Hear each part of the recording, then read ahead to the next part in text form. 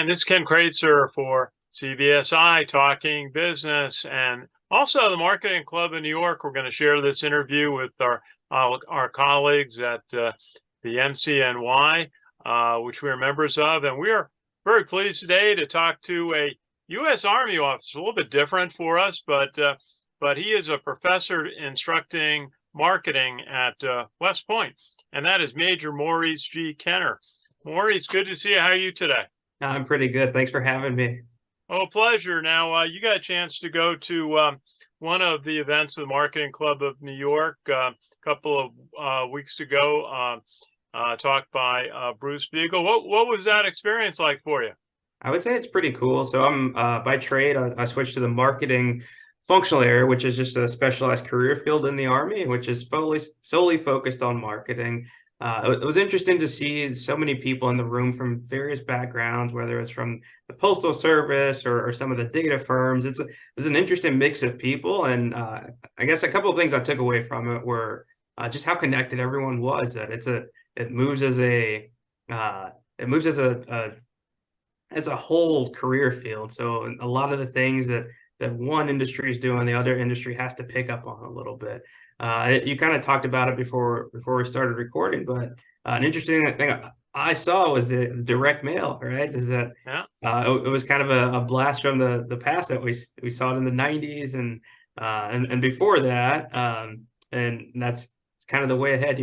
People aren't opening up their emails. They have privacy settings to get through their apps on their digital devices, and it's direct mail may be just as competitive as some of the other ways of communicating.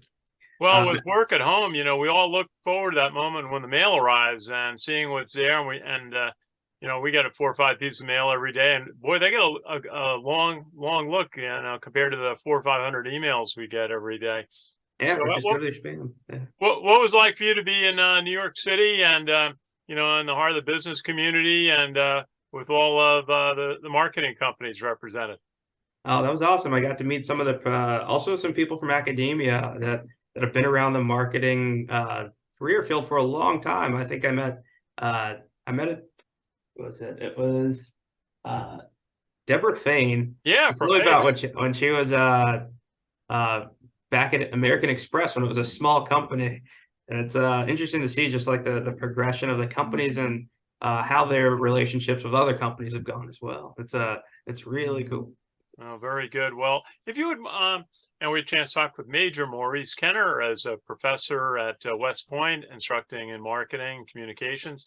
Tell us a little bit about your career, how you got to West Point. You're a graduate of the Academy class of '09, and a little bit of your career in the Army so far. So originally from Atlanta, Georgia. I'm the middle child with 2 sisters, and we're trying to figure out how we're going to pay for college for 3 kids in 3 years. And so I thought about doing ROTC, and I found out about West Point through a mailer through the West Point admissions office, and I said it in a briefing. I said, "Oh, that's been pretty cool," because I hadn't up to that point really known much about it. And I applied and got in, and it was kind of the rest was history after that. So I went into field artillery after graduation, got to visit a number of different places, had a deployment to Afghanistan in there, Oklahoma, South Carolina, Tennessee. One of the things that I would say that I'm where I am now, it's hard to see the kind of circuitous path that I took there, whether it was going to graduate school, which was kind of set in motion because I took a job in South Carolina that I initially did not want at all. And kind of things fell in place. And I worked in the admissions office at West Point for 3 years, which is where I got to learn a lot about the value proposition of the Army. Whether I didn't really, it was before the marketing career field opened up in the Army, but I knew that there was this big information gap that people had between what they thought the Army was about, or the number of different things you could do in the Army, and what actually is there. And so after a couple of, that was a kind of a brought-in assignment where you do it off the beaten path and just to have a well-rounded force. Went back to the Army, and I applied to be an Army marketing officer. And so now I end up back here at West Point since 2020, where I've taught social psychology and marketing. Well, that's quite a path, though. Tell us a little bit about your grad school experience. So I went to the University of California in Riverside. Mostly it was my wife is from Southern California, and we wanted to, out of all the places that we've been, we've never really had a decision on where we get to go. So we applied to Southern California schools, and UC Riverside was a good fit for us. It's a smaller city, but it was a nice area where it was. At that point I was just in it because it was a requirement to come back here and work in the admissions office to get an MBA. And as I took some of the business classes, the ones that stood out to me were marketing and advertisement. Took a class on sampling. I said, "You seem like you really enjoy." I thought you would like more of the finance stuff, and that was okay. But I really had a knack for just understanding people, how to communicate to them effectively, how to basically like make your company more valuable, or make whatever product you're selling a worthwhile product to people. Very good. Now, what's important for your cadets to learn in your marketing class? How will they? How does that fit into their academics and what they may do in the Army? Yeah, so we have a business management major here at West Point. It's one of the more competitive ones. And the Department of Defense is one of the largest employers in the world. And so we have a ton of employees and a lot of money that goes around. We have to teach them how to be responsible for it. So it's tactics are good, and tactics are necessary for everyone, but I think it's a good additional base of knowledge if you can understand how the business side of the military works. As for marketing, teaching the classes, it's whether they know it or not, it's some of the skills that they understand. So there's some carryover between my social psychology class, which teaches people how to influence people's thoughts, feelings, and behaviors, along with marketing is how do you create value for a company or a product, and whether that company is the Army, whether that company is their individual unit where they are, that's important for them to understand that I can't just, as much as it's popularly portrayed that I just tell people what to do and that everybody jumps in line. Like sometimes you have to convince people a little bit, even in the Army, because we're all humans. Yeah, absolutely. The Army is a huge organization, a million soldiers, and what the budget's over 150 billion dollars, and logistics, being able to move supplies and food and everything you need all around the world on short notice. Logistics is so important, but also getting the message out about the Army. We see that in our coverage of Army athletics. What's important about that you teach about getting the message out about the Army? So I think that and anecdotally, I worked in the admissions office here at West Point for 3 years, covering from Tennessee and Mississippi all the way west to Colorado and New Mexico. I got to see a lot of the country that I hadn't Sure. seen before, and there's a lot of variety in jobs in the Army. They're for officers or if you want to enlist, but the most popular ones are the ones that or you jump out of airplanes or you rappel from helicopters, and those are the cool action-packed jobs, but not everybody wants to do that. And so we can tell people that there are other career fields for you that whether that's finance or whether that's medical service or HR, there's a lot of different things you can go into. And just because you don't want to be the person jumping out of airplanes doesn't mean that there's no place in the Army for you. And in fact, the Army wouldn't survive if we only had people who are wanting to jump out of airplanes and be infantrymen or special forces kind of a deal. Well, so important, all the people that support the frontline soldiers, and we've had a chance to visit with your cyber area a little bit, some of the teaching you have there at West Point, and such an important part of the Army. Now, you've got a major new opportunity you're going to head off to in Chicago at the Army's marketing headquarters. Tell us a little bit about that. So a few years ago, it's a new career field. Like I said, opened up in the 2019. Was how are we better stewards over the government's money to get people to the front door of the Army, get them to the recruiters. So it's a small branch. I think right now it's about 60 people. And the main purpose is how do we communicate with the American public, to teach them about the value proposition of the Army. That like Bruce Biegelman talked about, the fiscal constraints. How do you do more with less? It's, why don't we have some MBAs, we have people with data backgrounds, and we also work with the marketing firm DDB, that how do we best spend the Army's money to communicate with people? Is it just we do the same things that we have been doing, or we do something slightly different? Do we optimize our website? Do we kind of streamline the workflow to get from someone who's just looking on the internet casually at the Army to a recruiter? How do we do those things better and more efficiently? And certainly today it's reaching students or parents, everyone who's in the decision-making process on their mobile phones. Mm-hmm. And mobile, as part of online, has become so important. How is it watching how important mobile has become in the various communications processes you're involved in?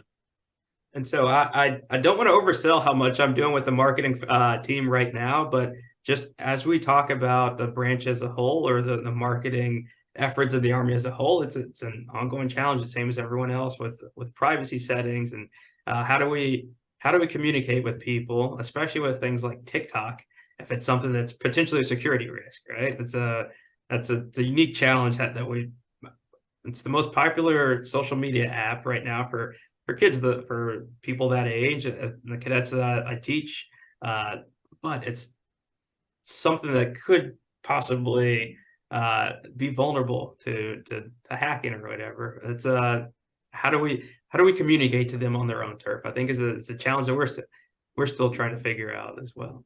Absolutely, we're all trying to figure out this new environment that didn't exist when I was going to college or doing an MBA. And it's a whole new world. We're all learning as we go along, but so many good ways to tell the Army story. What is it like working with the cadets and seeing them grow and learning from your classes? Yeah, it's really cool. I'm a big fan of working with cadets. It's when you're in the regular Army, and especially at the rank of major or lieutenant colonel or higher, you don't always get to work with the people that are generally that age group, that 18 to 22, 23-year-old age group, a ton. So being tapped into them, what they're talking about, what they're seeing, it helps me to, one, stay current on just how they think about the world, how they're processing things, how news affects them differently than it may affect me, with a family, children. It's just how do we speak their language? It's refreshing a lot of times just to see their development, and how I was when I was their age, when I was a cadet. It's fun to reflect on, and you guys are way farther ahead of as far as maturity, as far as like being connected with the world around you, than I was as a cadet. I got to ask you, what's a class like for you? I know the teaching format's a little different at West Point. It's goes back to a tradition from when Thayer went to France and brought back some teaching methods in the 19th century. But what's a typical class like for you? So the expectation, I think, in maybe more academic institutions have kind of moved towards this, is they're responsible for a lot of their learning, right? So they do it on their own. So we can come to class prepared to. I find my role as the instructor to, yes, I have a formal education in some of the stuff that I'm teaching them, but it's going to be more salient if they understand it themselves. And I try and stay away from just 75 minutes of lecture, and more of, how do we elevate the discussion to a higher level, and like, why does it matter? How does it affect you? And so the expectations, they come to class understanding at least somewhat the material that they've been assigned. And so they're coming to class prepared to talk about either questions they have about it, or how do we apply it and make it more useful for them, and instead of just going over vocabulary terms, or read verbatim what the book says in a lot of cases. Absolutely, absolutely. Well, it's a delight to have a chance to chat. Is there maybe a last word or a highlight of your career in the Army and now teaching and working in marketing for the Army?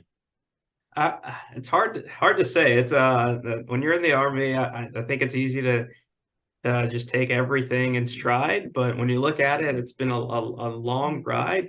I would say one of the more impactful jobs that I did have was working in the admissions office, where over the course of 3 years, we talked to hundreds of families. I got to make the dreams come true of a lot of different people who wanted to come to West Point or open up the world of the Army or service to the country as a whole.